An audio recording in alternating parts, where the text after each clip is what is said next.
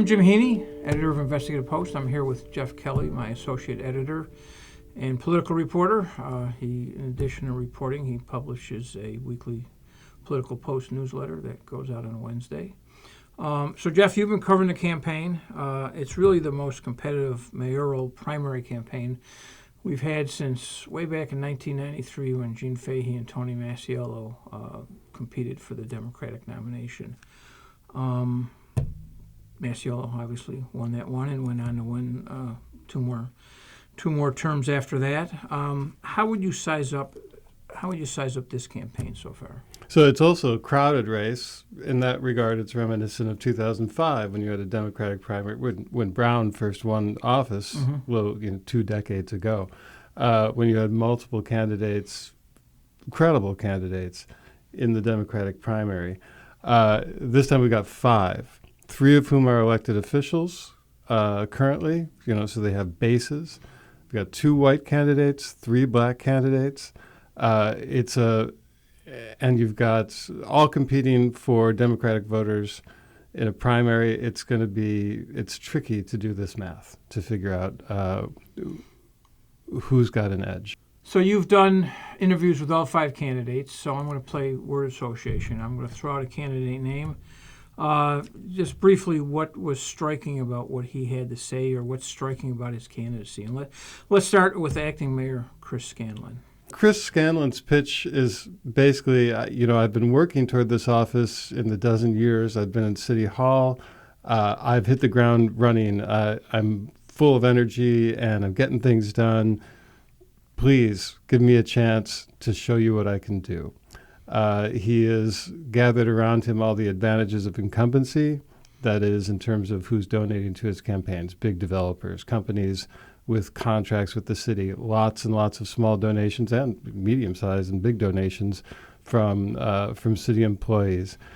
He's got all those sort of advantages, plus he's got this sort of rock-solid base in South Buffalo, which is historically, a pretty reliable source of votes. Okay. What are your impressions of Sean Ryan's candidacy? So Sean Ryan, by contrast, says that city government has been broken for the last couple of decades.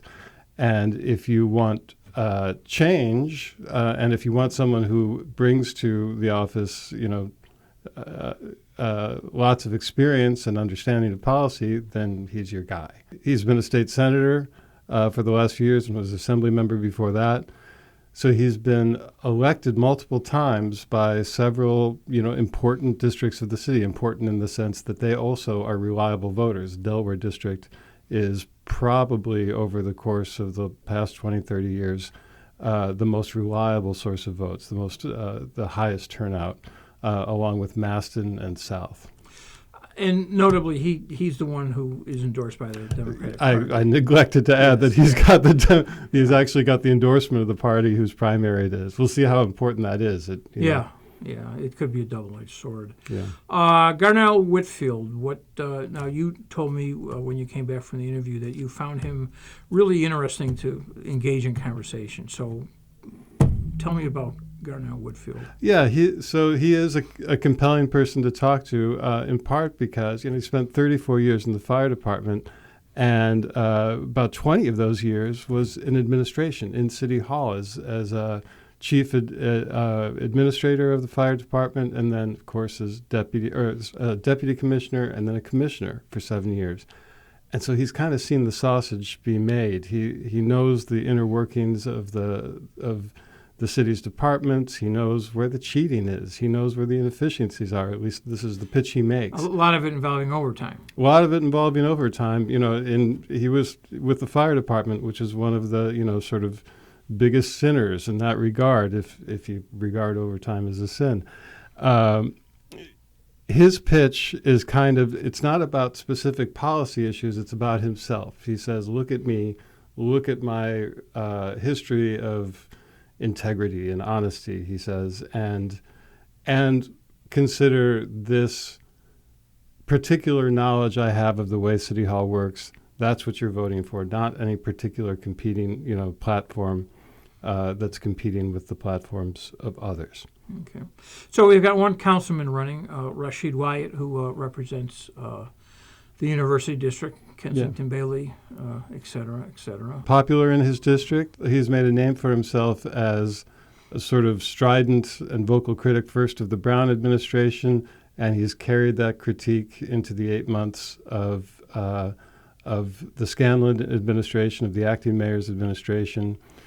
He used to be a part of a council majority run by his close friend and political sponsor, Darius Pridgen.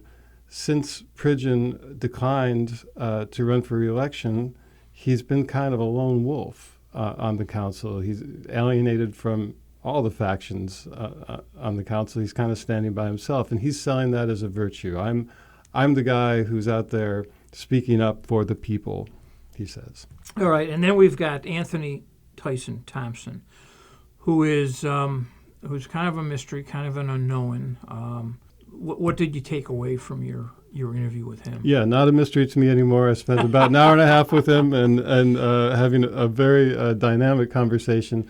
So he's a smart guy, and he's well educated. He's got 2 masters.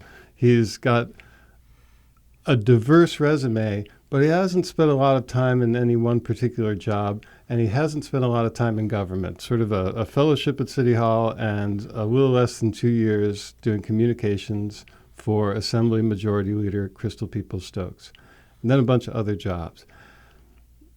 But he is, pretty dynamic, and he talks a good game, and I would keep an eye on him. He's also getting help, he says, from some former members of Grassroots, the political club that gave rise to Peoples-Stokes and to Byron Brown.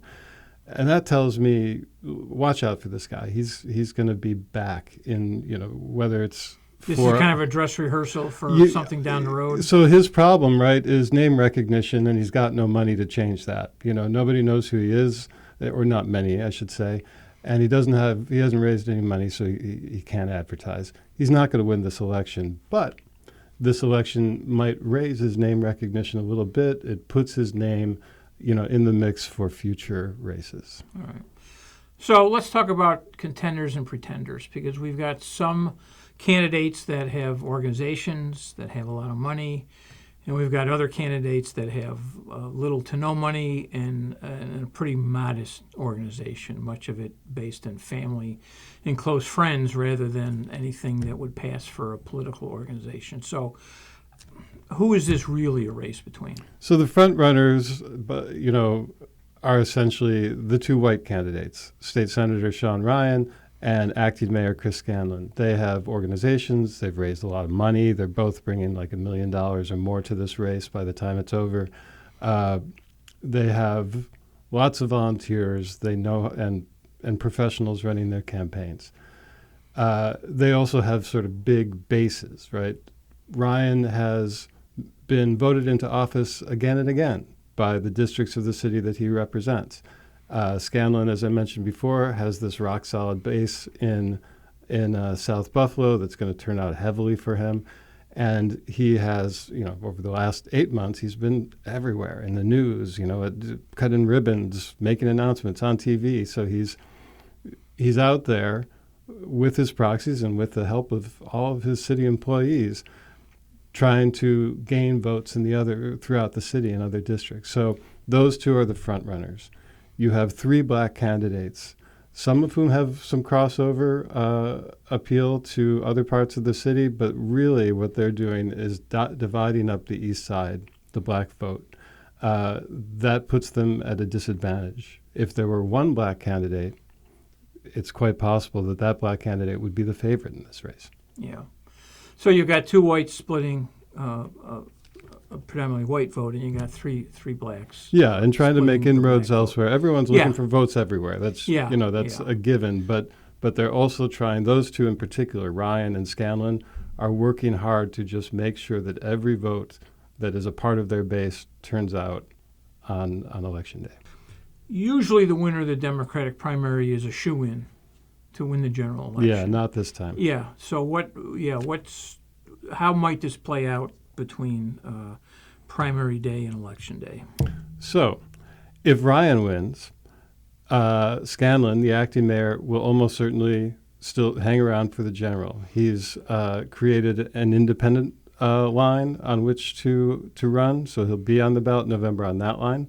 Despite his earlier protestations, the Conservative and Republican Party lines, at least the Republican Party line, is likely to be available to him should he choose to go on it. And remember, he helped orchestrate Byron Brown's 2021 write-in campaign for the general election, which swamped the winner of the Democratic primary, India Walton. Now, Sean Ryan is not India Walton. For one thing, he is not a black woman. And so the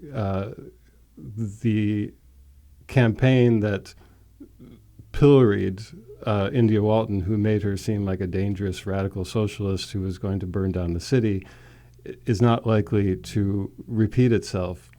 Although, as we've seen already in this primary season, we will see mailers with India Walton and Sean Ryan together. Yeah. On the other hand, I should say, if Chris Scanlon wins the primary, Sean Ryan could continue to run in the general. He's got the nomination of the Working Families Party, this sort of union-backed party that generally aligns with Democrats.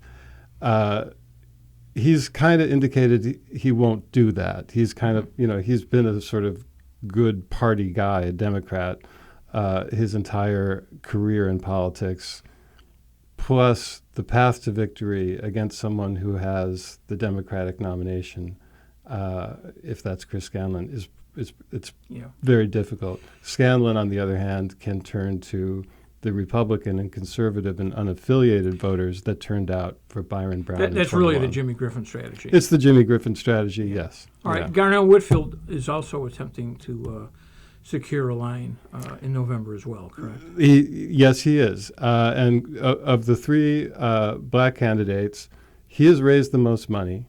He doesn't necessarily have the biggest natural base of support. That's probably Rashid Wyatt, who is an elected official. But he's raised some money, and he's got a compelling story to tell, and he's got an independent line, maybe, in November. He filed petitions. They've been challenged by the mayor, by Scanlon, by a staff member of his. His name is on the challenge, so it's coming. Fingerprints are there. Yeah, it's coming from the Scanlon campaign. So we'll see if he survives that challenge. He's going to be on the ballot too, and another candidate will be as well. That's Michael Gaynor, who had hoped to be competing in the Democratic primary, got kicked off the ballot by Sean Ryan's campaign. He has circulated an independent nominating petition along with Betty Jean Grant, who wants to return to the county legislature. And it looks like they're both going to be on the ballot in the general election. So there's going to be several candidates, no matter what. Yeah. All right. Finally, whoever wins the primary and then the general is going to have to continue to clean up the mess that Byron Brown left behind. So what are the prize at the end of this is you get to be mayor of a broken city. Be careful what you wish for or run for. What are the biggest challenges? And finances is obviously one, but name the two or three biggies that the next mayor is going to have to tackle successfully if the city's going to move forward. Well, I'll name them, but I'm going to just start with finances anyway, because you can't tackle any of them until you tackle finances. And many of these issues that I'm going to name tie back to finances to begin with. For example, you've got police and fire contracts to negotiate. These are the two biggest, most expensive departments in city government. The police department in particular is a source of extra expenses to city government in terms of lawsuits for alleged misconduct. So, a mayor at some point has to get serious about, it's not so much about money and health insurance and all those things. It's about managerial rights. Yeah, I was going to say that I think a big issue beyond the money is who really controls the police department. To what degree is it the commissioner versus the PBA because of what they got in their contract. Right. So, and in fact, I think one of the most interesting things that Garnell Whitfield said to me in my interview with him was that there ought to be a moratorium on the acting mayor negotiating contracts while there's a campaign going on, because Scanlon does. He has the backing of the police and fire unions for for natural reasons, but maybe during campaign season he shouldn't be negotiating the contracts. But they both expire at the end of this month. So, All right. What else? If you clean up the money mess, what else needs to get done? Well, you've got to figure out how to address the issue of quality, affordable housing. Both Scanlon and Ryan have plans. Ryan has I think, a more developed and ambitious plan, which is going to unfold regardless of who wins, because it's a state-funded initiative that he won this past year. Scanlon has some ideas too, and those are going forward. But there isn't a plan, an overarching plan, to addressing the entire city. There are these programs, one at a time, right? There's the Scanlon program that's going on now in partnership with the county. There's Ryan's plan, which has the capacity to be expanded, perhaps. A lot of it has to do with planning, and that's true for housing. It's true for addressing lead poisoning, which of course is tied to quality, affordable housing. And it has to do with, however you want to put it, economic development, community development. How do you do that? Well, that also begins with a plan, right? Instead of doing things sort of in a reactive way, piecemeal way, sort of saying, well, a project pops up, a developer says, hey, I want to do this, and I could do it here, and I can get some money. Can you help me with some money? And you're like, sure, a project's good. That's kind of been the way we've been doing it for years. Yeah, it's been reacting to developers rather than being proactive. Right, rather than making a plan and then recruiting developers to be part of that plan, but not to change it. Yeah. Right. All right. Any final thoughts? I think it's going to be not just this primary. Again, I can't call it. It's too. The math is too hard to figure out, and there's too much movement. But I think it's going to be one of the most dynamic races I've ever seen. Not just now, but likely in November too. Yeah, I would think it's. Tell me if you would agree with this. It's probably likely that whoever wins is going to win with less than 50% of the vote. In the primary, absolutely, 100%. There's no way it works. Yeah, it might not even be 40%. It might not even be 40%. Yeah. You figure maybe the average turnout in the last 5 elections is probably about 30,000 voters in the Democratic primary, and that's high because there's an outlier. 2009, when Mickey Kearns ran, that was like 41,000 people turned out. Usually, it's more like in the high 20s. Yeah. So figure that because this is the first time in 2 decades there's been an open seat, let's figure it's 30,000 voters. We'll whack that up 5 ways, or even give the top 2 candidates 50% of the vote, or 60, or it doesn't matter. No one's going to have a clear cut victory, which is why it's likely to leak into November. All right. Thank you for your insights, Geoff. And My pleasure. We'll see how it plays out. Yeah, we will.